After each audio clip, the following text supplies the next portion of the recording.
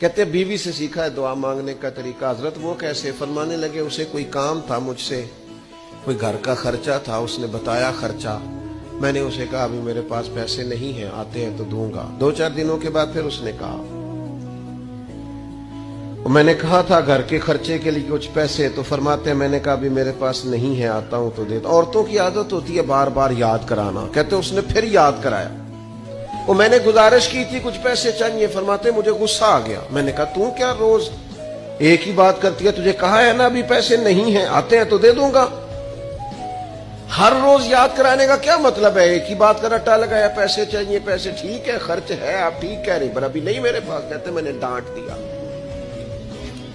سعادت مند خاتون تھی، حوصلے سے ڈانٹ برداشت کی. تو کہنے لگی غلطی ہو گئی، مجھے نہیں بار بار کہنا چاہیے تھا، آپ تو ناراض ہی ہو گئے، لیکن ایک بات یہ کہنی تھی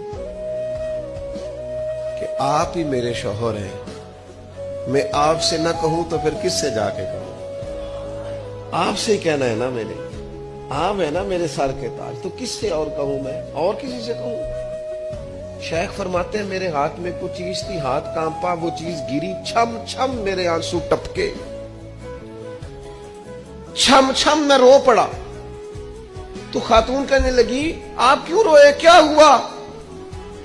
تو فرمانے لگے مجھے تو رب سے مانگنے کا طریقہ تو نہیں سکھا دیا. جب میں اس کی بارگاہ میں عرض کروں گا نا مالک بڑے دروازوں پہ گیا ہوں کوئی نہیں میری سنتا، بڑے درد کے ساتھ میں نے کہا ہے پر فریاد کو کوئی نہیں پہنچا. اے اللہ تو ہی میرا رب ہے، پھر تجھے نہ کہوں تو کس کی بارگاہ میں جا کے کہوں؟